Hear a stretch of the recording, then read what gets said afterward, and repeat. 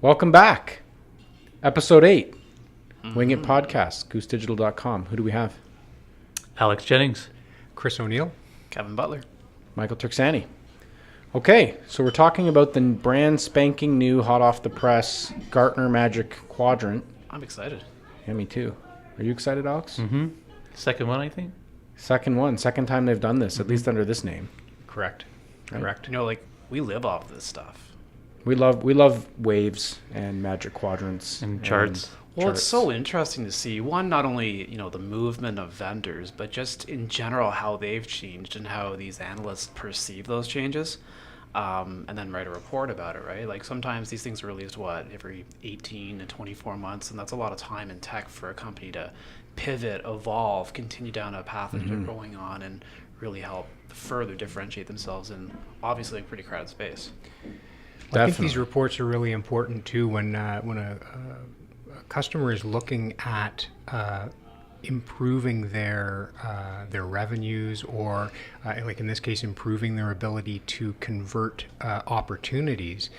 It's really important to know what the landscape is. So, you know, when a report like this comes out, it's really important for us to be able to, have a look at it, see what has changed, see what, even though we're in the middle of the space, some players that are on this report that, we may not be, intimately aware of. We understand that, that it is a crowded space and that there are a lot of I guess niche players out there. But I think on that, you can know the vendors and the functionality, but you may not often know, their roadmap, where they see the market and what their vision is. And I think it's important for us as a marketing automation agency to understand what is the vision of these organizations, because that might impart some wisdom for us to give to clients and prospects alike. So so this is the Magic Quadrant for CRM Lead Management.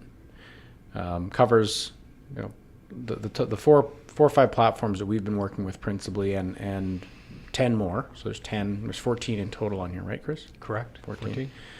So we wanted to just sort of start off and say, what is a Magic Quadrant?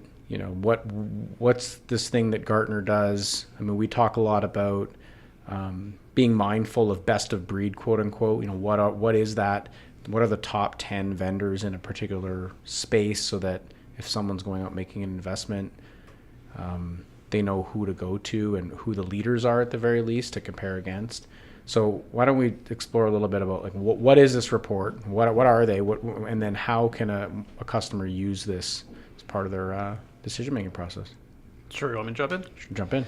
So whether it's a Gartner Magic Quadrant or a Forrester Wave or a IDC Insights, I think what it is, it's an evaluation by that particular analyst group on a field or a category of technology, so in this case largely marketing automation, with how they view probably the more prominent players and the solutions they provide for an audience, in this case largely marketers and sort of marketing and sales teams that are aligned. And so clearly there's more than 14 vendors in this space. I think they're looking at A, the most prominent ones, and B, the ones that probably best address the challenges that they see in talking with their tens of thousands of customers on a regular basis. Sure. So the way they analyze from a number of different perspectives, not only those that sort of supply information, but they clearly are, and within the report they talk about organizations that did not appear on the list, but they are mentioned, and the analysis, the way that they are interpreting things like from the Gartner portal, information they receive through that, information that's generally in the marketplace. If you take a product like Microsoft, for example, one of the largest CRM, like certainly mid-market dominance, Doesn't along have an with yeah, along with Salesforce, they're not in this report, and the reasons for that are identified clearly in the report. So nobody went sort of unmentioned who met the criterion that they have, but I think the width of their analysis and where they apply what they've learned about what's happening in the marketplace is really important when you go and you look at that chart. So it's not enough to look at that chart and go, okay, if you're up at the upper right side or at least on the right side of the quadrant, that's where you want to be. No, you've got to look at the report and see where it is that those particular products are meeting the needs of their customers, and that's a little bit better sort of identified within the write-ups of each report. So sure, so they provide you with a definition of what they believe the market is. So in this case, the CRM lead management software, they've defined what they believe that is, and the functionality that you need to have, and where they're going, which we're going to talk about those things too. But then to your point, Chris, it breaks down each vendor and says, well, here's a description, an overview, the types of clients that they have, and then what their strengths are and what cautions are, and depending on. So if you think of these, Kevin mentioned 18 to 24 month reports, gives you a sense of like, if you're making this investment this year, next year, where roughly you want to be, because these are long-term investments for software. So you can try to find one in there. And if you're a vendor, one of the questions you're going to have is what happens if your vendor's not on this list, right? So it gives you also a bit of a benchmark to say, okay, not everybody can make the list. Let's compare against the people that are on the list, and then we can go from there with our own evaluations. I think the only other thing to add is having been on the other side in a previous organization, my company, Mike and I's company, actually went through an evaluation like this. And so what these analysts will do is they'll put you through, it's a bit grueling, but it's fairly in-depth, and it should be, so they can actually produce a quality report like they have. But they'll put you through a series of questions, some qualifiers, like almost like an RFP, but then they'll also ask you to solve for various challenges that this audience, so marketers and maybe sales leaders, and call it sort of business operations leaders, will go through, and what are the things they need to see. They'll come up with between 3 and 5 complex scenarios that you actually have to demonstrate, you being these vendors, how they solve for them. And then part of the evaluation is how they're addressing each of those scenarios. So it's not just, can you do this, yes or no? Everyone's just going to say yes. So the idea behind that is, what we're saying is, they're important. We believe they're important. I think in marketing tech, where the CMOs have more scope over technology, which is a theme that we've talked about on this podcast before, growing scope, you have less of a rigor in a lot of cases around the selection of technology, because it's not coming up sort of through that IT side of the house that maybe had better part of 20 or 30 years of learning how to evaluate, run an RFP, run those scenario-based evaluations, and not be in a situation where it doesn't meet your needs, to a marketer who's been able to move very fast on a subscription model, put a credit card in most cases, or a very easy way to sort of acquire the software, and then they get a year in, or 6 months or 8 months or a year in, and then they realize, oh my God, it doesn't meet all the needs. So part of this allows you to have a vetting process already done for you. Mm-hmm. Alex, I know you've worked with technology that isn't on this list. Mm-hmm. So, looking at the report, how would you... I think this is a good baseline. Like, if you're new to the map sector, or you're considering switching out from, maybe you're unhappy with what you're using right now, this is like a good baseline, because like they didn't just pick the biggest ones, because like Microsoft isn't even on here, like you mentioned. Mm-hmm. Or Zoho isn't on here, and like these are some of the bigger CRM and map platforms, but they're not on this quadrant chart. So I think this is like where they saw these was it 14 systems on here, where they saw them going, was like, these are like not necessarily their pioneers, but they're definitely the more they see them, they encompass everything that they set out to do. They see a future with these ones. These are definitely more longer term investments that your business will absolutely get value out of. Sure. And as they should be, right? We've talked about this before. When you're inputting and onboarding these kinds of technologies, there's got to be a vision and a strategic role that's going to play today, tomorrow, and in the future. And we've talked about this. We have a new blog out about this. Actually, is the idea of a marketing technologist guiding a lot of that view. But baseline is the right word. I think it's not like I don't think it's prudent to do more than just read a report and say, well, that's what I'm going to go with. But I think this will guide some of that evaluation as to where you want to start and what you're looking at to say, is this the right technology for me? Great. So I think that helps to, set the stage. A company like ours that's going out and saying, we believe you should be looking at best of breed software. Some of our verticals are really intent on looking at niche players that, may not have that R&D bandwidth or budgets to really bring the features to bear, which then just translate to agility and flexibility downstream. So I think, it's a good thing to do. We're certainly mindful of it. It is helpful. Are we allowed to link it? Well, yeah, Acton has got a reprint of it that we can push to their form, their lead generation, lead management. Okay, so there you go. So there's a way for us to get this into the description for people. Click the description below. That's right. So we wanted to talk about the way they define the CRM lead management, and we're not going to go over what a marketing automation platform can do because I think it defines it a certain way. But the real kind of interesting stuff that started to come in was the new and emerging features. So I'm just going to kind of go through them and then we'll talk about each one. So, the ability, the support for customer journey mapping, which we're seeing more and more, the support for inside sales. Okay, so bringing that sales and marketing together. Account-based marketing features, and the last one being application of predictive analytics, further use of AI and machine learning. Through here, I would probably put in reporting, but it's not specifically called out as new and emerging functionality. So I want to go through these because I think this is kind of important. So when we talk about, what does support for journey mapping really mean to you? So I think with all of these, and one of the things that I just wanted to mention in terms of looking at the report and seeing who has made moves. When you look at the products on the list that have made moves, something like a Salesforce, Pardot has made a major move on this quadrant, and largely because what they are focused on is completing that customer journey, that ability to sort of take a client through the entire process, not sort of pigeonholing or siloing the functionality, but making it a nice smooth transition all the way back to the analytics and reporting.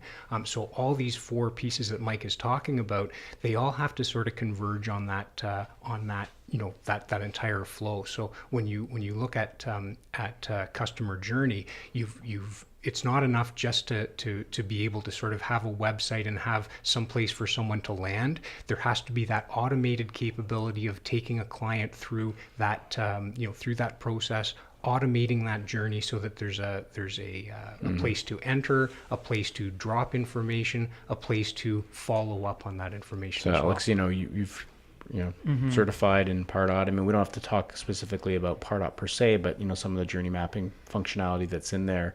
I think what I'm seeing here is what we're seeing is the support for that within the tool.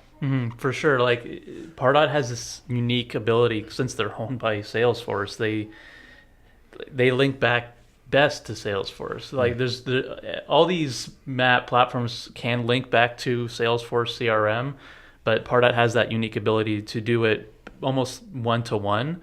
And especially with the winter release coming up, they're going even deeper on that, merging campaigns across platforms. It's all part of that vision and that sort of single view of a journey, right? Exactly. So it's there's the line between here's the marketing automation, here's the CRM. It's blurred more when you have Pardot, because it is that one-to-one relationship, and then you get that enhanced customer journey mapping, as we discussed. I think it was episode 5 and 6. Right. How to do it. How to do it exactly. And so not only do you get most of these guys have lead scoring and your campaign reporting and kind of touch-based reporting and all that kind of stuff. But what I find unique about Pardot is it allows you not only to set these things up, but you have things like tagging and custom fields, and the reports from Pardot can send back to Salesforce. And you get this additional level of reporting that you wouldn't find if you were just doing a traditional sync. Sure. Did you want to No, it's good. So I think, the journey mappings, I mean, I think visually is also a big deal.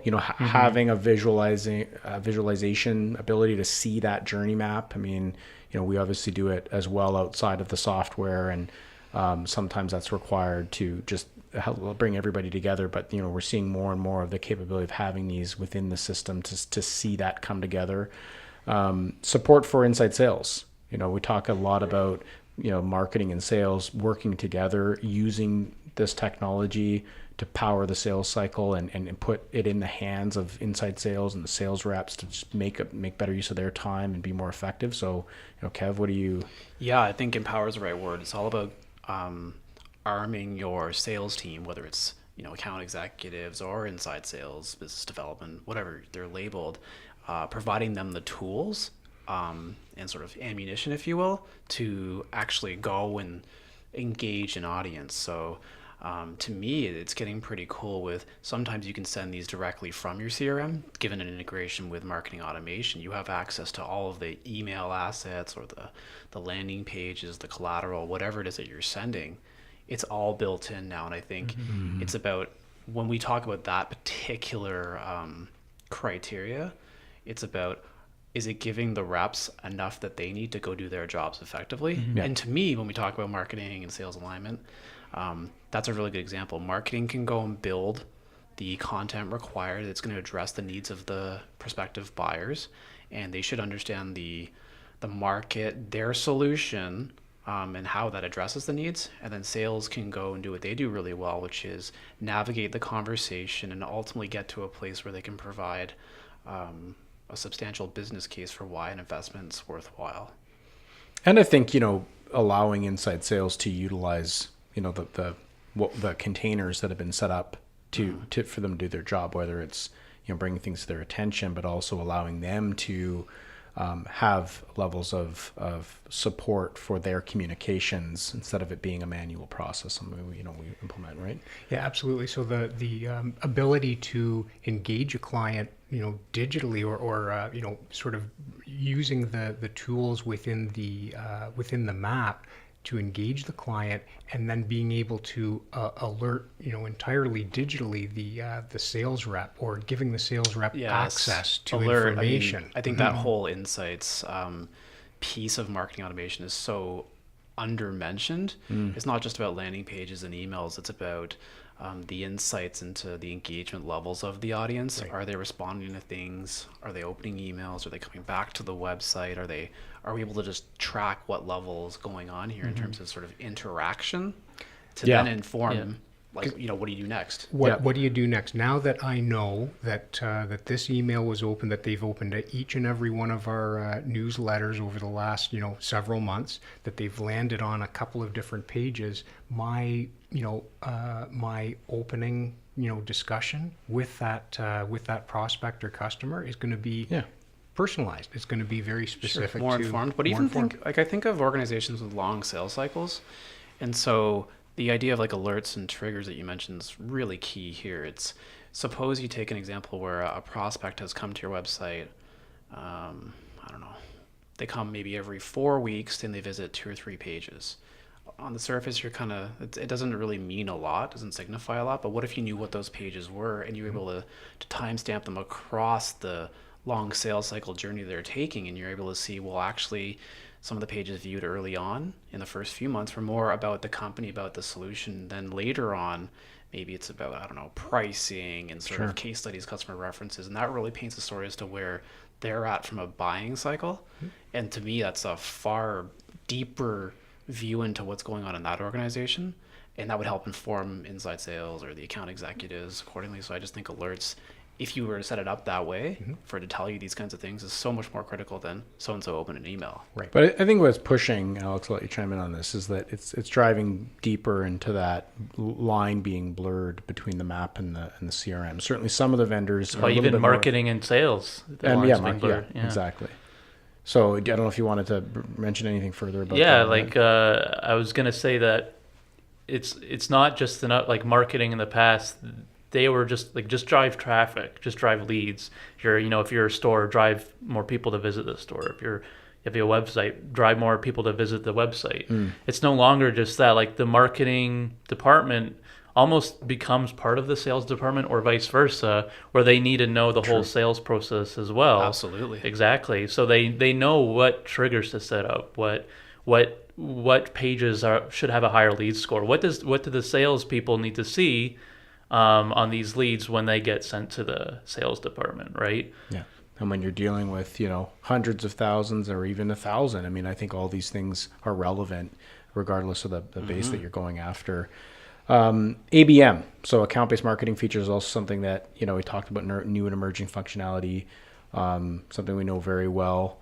I mean, Kev, I'll turn that one over to you because you spend a lot of time with our clients on ABM frameworks. Yeah, I think it's pretty new subcategory of marketing automation. I think a lot of what we've seen from, if this is sort of the second report of this style from Gartner, the first one touched on this too, is this idea of like, obviously this is rapidly becoming a growing need for a lot of organizations, and sometimes account-based marketing seems like a bit of a buzz term, but it's really about approaching an organization with a value prop rather than a single decision maker.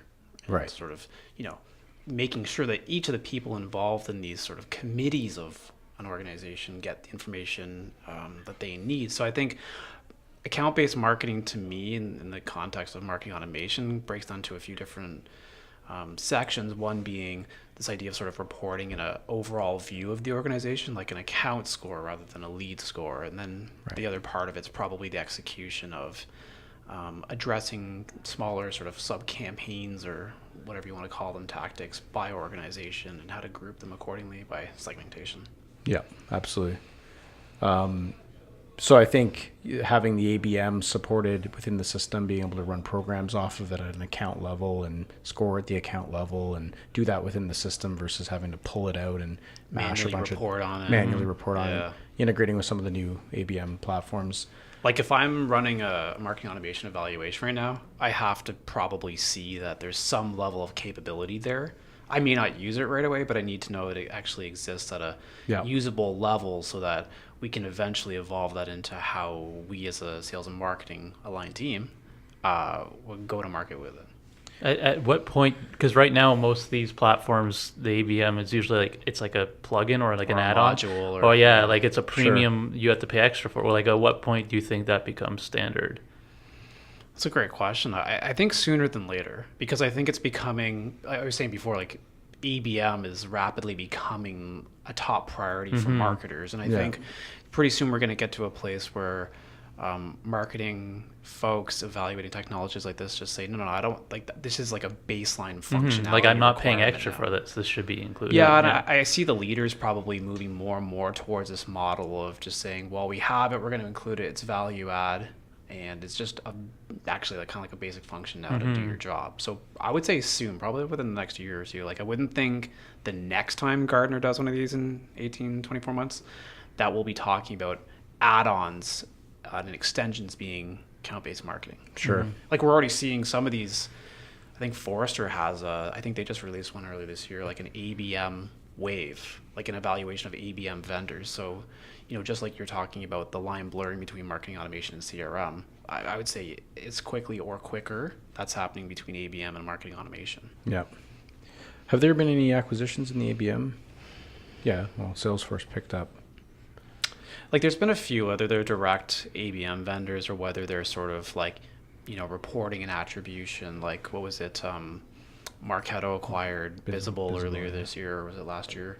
And stuff like that. And that's all kind of helping support ABM visibility. ABM visibility. So I would say it's happening already. And then one day, like these dedicated, like the Terminuses and the Engagios, I would think they're probably going to pop on radar soon. I was joking with someone earlier. That's Adobe. That's their next play. But anyways. So let's talk about AI, predictive analytics, AI. What are we now? It's mentioned, but what are we thinking about that right now? I can jump in real quick. I think we're early days on AI, and I'll just lump machine learning into that as well.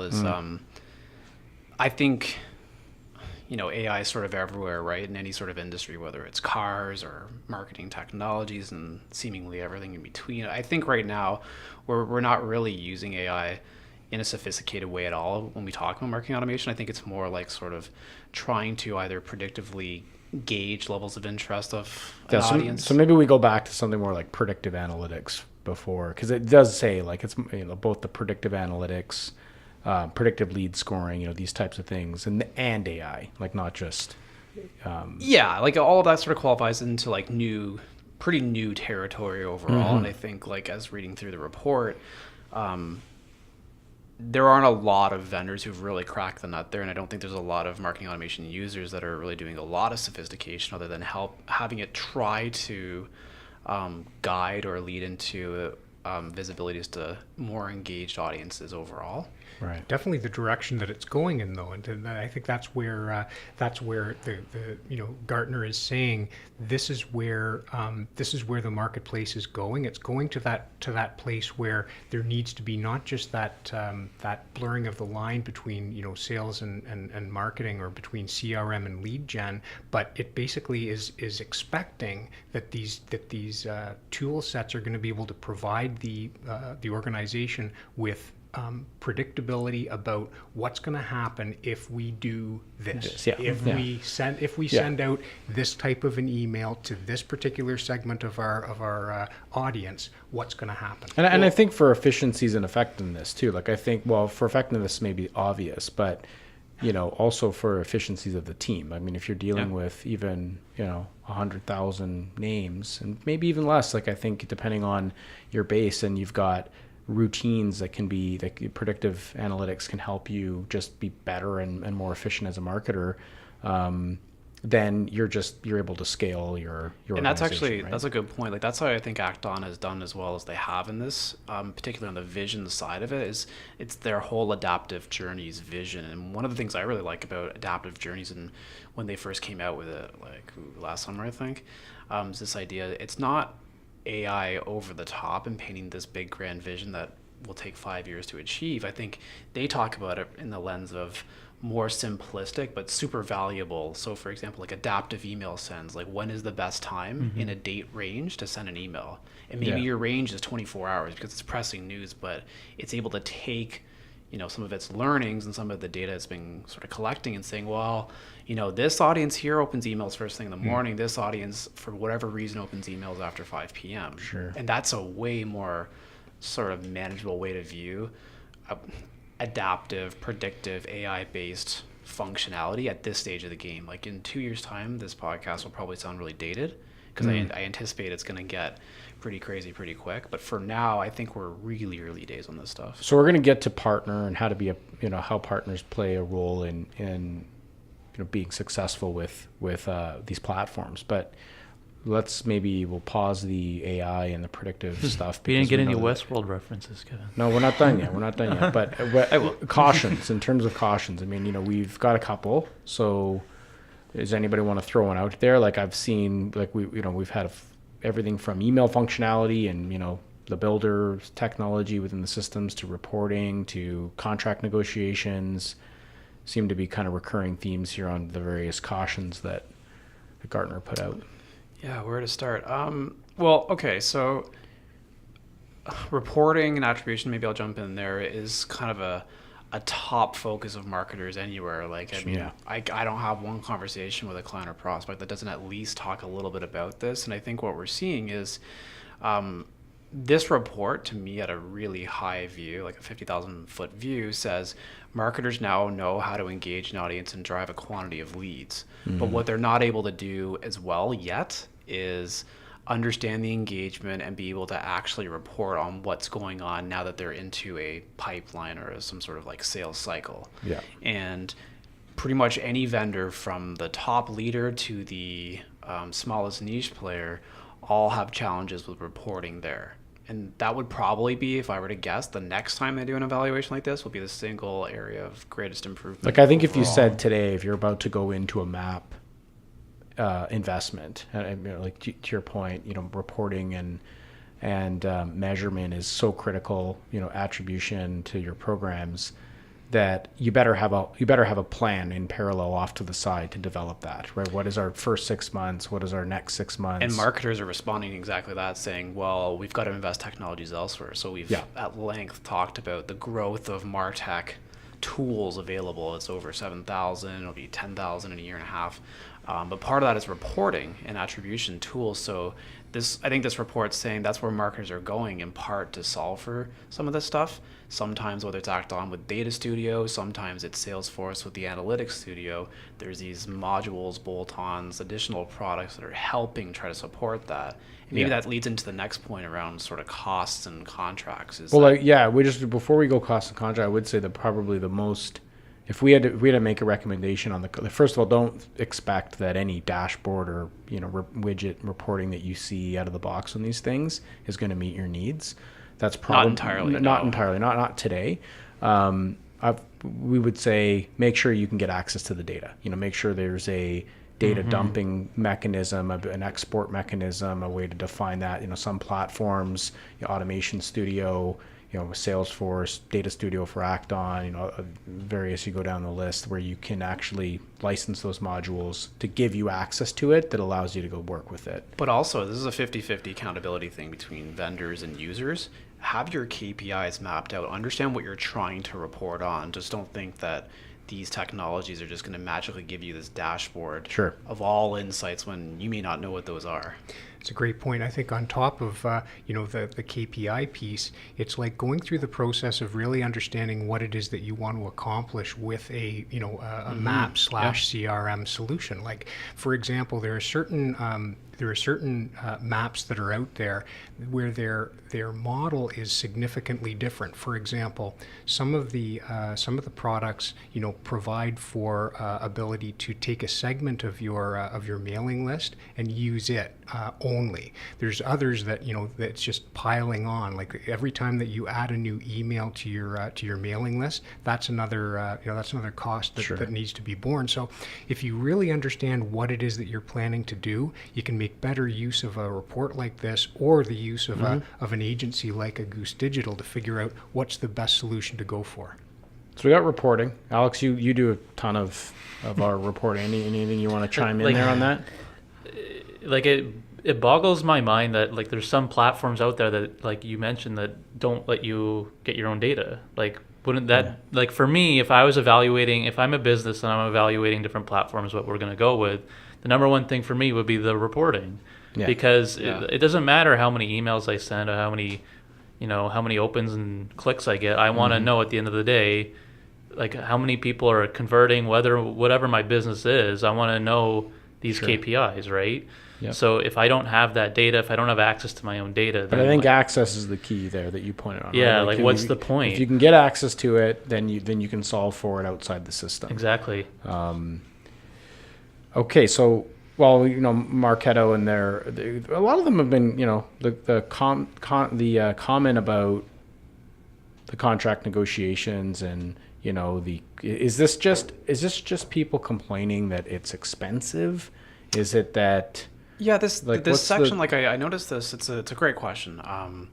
I was a bit sort of surprised, to be honest, because I've never read. I spent a lot of time reading these kinds of reports, and I've never noticed sort of the financial side of an evaluation mentioned as prominently as in this report. So I don't know if it's that. I don't know if it's sort of more of a mention of total cost of ownership. But one thing we've seen in the last 18 months probably is a lot of the leaders in here have similar style pricing. Sure. So it's certainly got a lot tighter, whereas before I think. But is it, Chris? Is this a maturity of the people in the space that are making these decisions? Like, is this another, going back to that whole comment of procurement, and a marketing user maybe on the forefront of making this decision, and we're frustrated with the contract process and the pricing terms and total cost of ownership. Like, when we think of our other platforms that we would have experience with that are way more expensive than these systems, like, like to your point, we haven't really seen that come up. Maybe if somebody's egregiously just out there in terms of their pricing, but that's never come up. Well, just before Chris, you jump in, it blows me away because I think this is between marketing automation and CRM.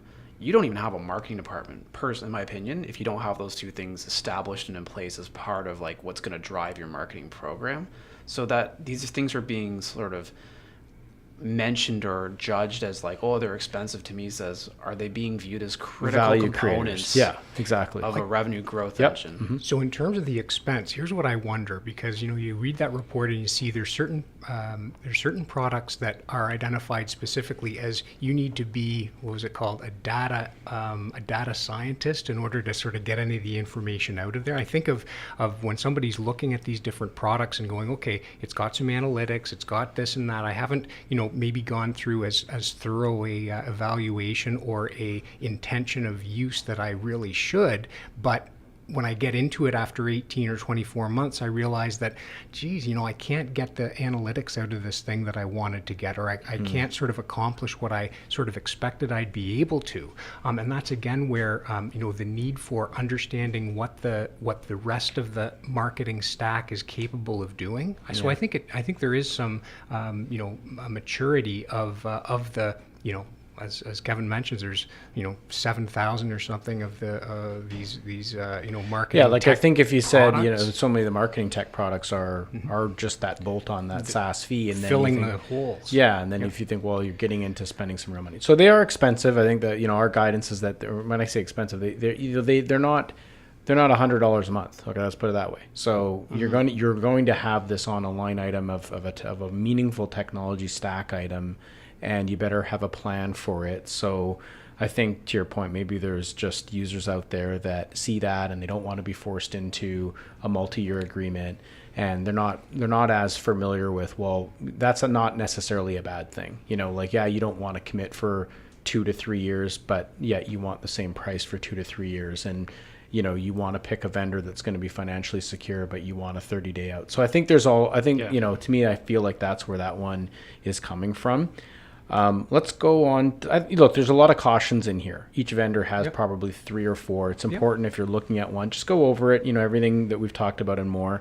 Let's get into how a partner helps on this. So, when we look at the new features that are coming out, just flipping back to those, a partner can help you implement those. So when we think about maybe we could lead in with some of the consultancy research, because you're already seeing an evolving and a maturing software market here where even more functionality, more capabilities are coming in and opening up, yet the average marketer is still stretched to do the, I don't want to say the basics because it's still very advanced stuff, but to do all that stuff every day and do their job every day.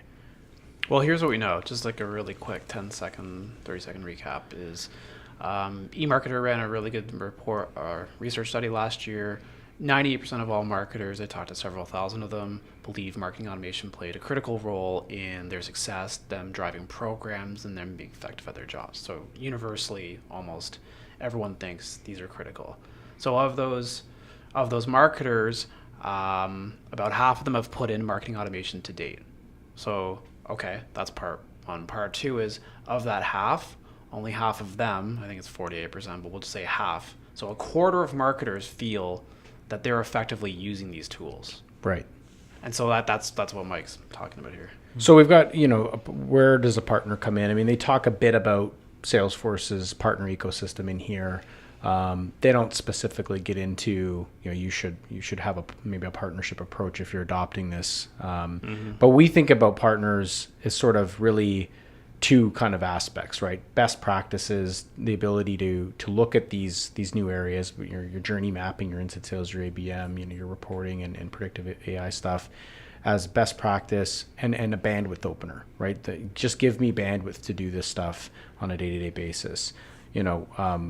Like to maybe turn that over to you guys in terms of like just straight up being able to approach these things. So I've got technology that can enable an ABM or enable a sales plus marketing. What's the best way to go about it, and do I have the bandwidth?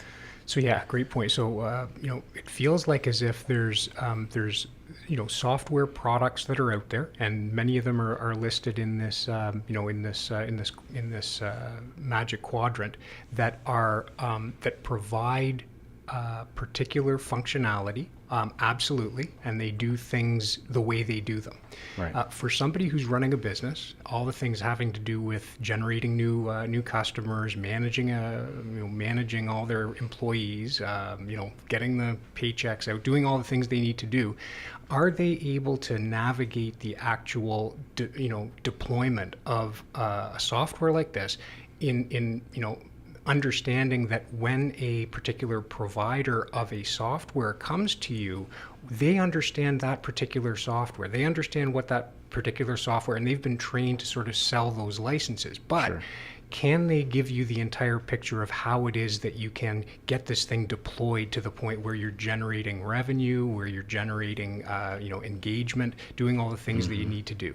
That's where it's really important to understand where it is that that an agency can come in, a partner can come in and help you navigate all of that specific strategy around deploying these tools. Especially in we're sort of on the bleeding edge of this, and obviously we're quite huge proponents of marketing automation, but let's not forget, marketing automation's only really been around for 10-ish years. So it's still relatively new. Right. So and in certain industries, it's even newer. Right. So, having a partner to help you with your deployment and your runtime, helping you with your best practice approaches, some bandwidth opening up, probably continuity. I mean, Alex, talk a little bit about the types of tech that gets snapped around a map platform, from reporting technology to, there's an entire little mini stack that we typically sell to a client to sort of complete the picture. Right? So yeah, like if you're new to this area, say you're like a traditional marketer, or you've never even worked with map before, and getting into this, it's kind of scary almost, because you don't know what you don't know, and then you get the map itself, but then you're like, oh, well, now how do I test my emails? Right. So they don't know about Litmus, or how do I, what are the spam laws, or there's all these different components that are outside of just your map platform that, and so like someone like us or an agency they know about these systems and platforms that they tack on to kind of complete the map itself, and to help the marketers achieve their goals, right? Yeah. I was just thinking, I could see the next evaluation, the next Magic Quadrant, part of the evaluation would be what's the strength of partners. We've seen this in other more mature markets where just a lot more history and time behind it, and I could just see it getting to a point where every quarter each of these vendors on this quadrant are releasing new and newer functionalities, and I think a lot of marketers using these tools are probably struggling to understand, one, do they know what these are? Two, do they have a plan for how to use them? There's just so much more value being created every quarter in these technologies. Well, yeah. I mean, you opened with the stat, the 25%, and we're seeing in this report just an increased amount of emerging functionality that's going to then further, put pressure on that marketing department internally to adopt this stuff, in a meaningful and effective way for their business.